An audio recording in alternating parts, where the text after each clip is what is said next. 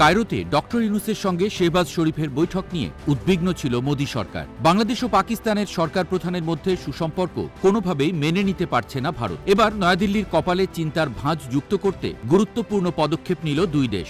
কায়রোর বৈঠকের পর দ্বিতীয়বারের মতো ইসলামাবাদ থেকে জাহাজ ভিড়ল চট্টগ্রামে।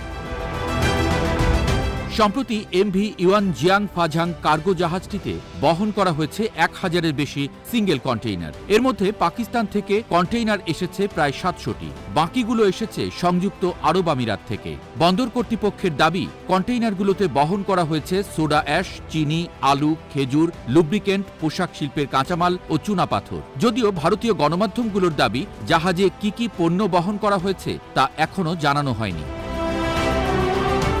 দ্য ইকোনমিক টাইমসের প্রতিবেদন বলছে, পাকিস্তান থেকে আসা জাহাজে অস্ত্র পরিবহন করা হতে পারে, যা সেভেন সিস্টার্সের জন্য নিরাপত্তা ঝুঁকি বাড়িয়ে তুলবে। ভারতের উত্তর পূর্বাঞ্চলীয় রাজ্যগুলোয় কয়েক দশক ধরে চলা বিচ্ছিন্নতাবাদী আন্দোলন সাম্প্রতিক সময়ে গতি পেয়েছে। পাকিস্তান ও বাংলাদেশ এই অস্ত্রগুলো বিদ্রোহীদের কাছে পৌঁছানোর মাধ্যমে সেভেন সিস্টার্স ভাঙার চক্রান্ত করছে বলে অভিযোগ ভারতের নিরাপত্তা বিশেষজ্ঞদের।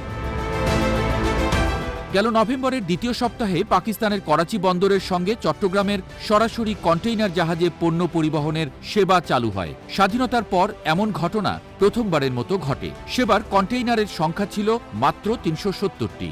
এর মধ্যে পাকিস্তান থেকে আসে প্রায় 300টি সিঙ্গেল কন্টেইনার, বাকিগুলো সংযুক্ত আরব আমিরাত থেকে আনা হয়। পাকিস্তান থেকে জাহাজে অস্ত্র আনা হয়েছে বলে সে সময় ভারতীয় গণমাধ্যম ও সোশ্যাল মিডিয়ায় গুজব ছড়ানো হয়। তবে স্বরাষ্ট্র মন্ত্রণালয়ের অনুমোদন ছাড়া অস্ত্র আমদানির সুযোগ নেই বলে দাবি করেছে চট্টগ্রাম বন্দর কর্তৃপক্ষ। পণ্য খালাসের ক্ষেত্রে স্ক্যানিংয়ের পাশাপাশি বিভিন্ন প্রক্রিয়া অনুসরণ করা হচ্ছে বলে জানিয়েছে কাস্টমস বিভাগ। আগে পাকিস্তান থেকে বাংলাদেশের পণ্য আমদানির ক্ষেত্রে তৃতীয় দেশের বন্দর ঘুরে আসতে হতো। এক্ষেত্রে ব্যবহার করা হতো শ্রীলঙ্কা, সিঙ্গাপুর ও মালয়েশিয়াকে। 2022 সালে পাকিস্তান নৌবাহিনীর যুদ্ধজাহাজ PNS তৈমুরের চট্টগ্রাম বন্দরে নোঙর করার কথা ছিল। তবে শেষ মুহূর্তে তৎকালীন প্রধানমন্ত্রী শেখ হাসিনার নির্দেশে অজানা কারণে জাহাজটিকে নোঙর করার অনুমতি দেয়নি বন্দর কর্তৃপক্ষ।